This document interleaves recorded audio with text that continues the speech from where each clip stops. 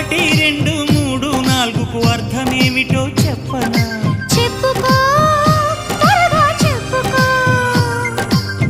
ఒకటంటే ఒకటిగా అడుగేద్దాం,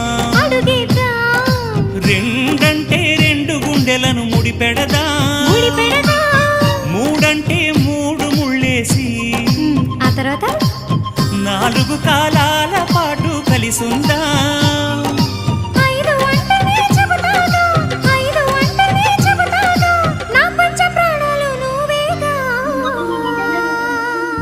అమ్మావు ఇల్లు ఈగ చదివానాడు, ప్రేమ వలపు మనసు మమత చదివాయినాడు. ఇంకా ఏదో చదవాలంటూ పెదవి కోరుతోంది. భలేగా కొత్త చదువు చదువు, ఇలా నా ముద్దు కవిత చదువు, చెలి మురిపాల కథలు చదువు.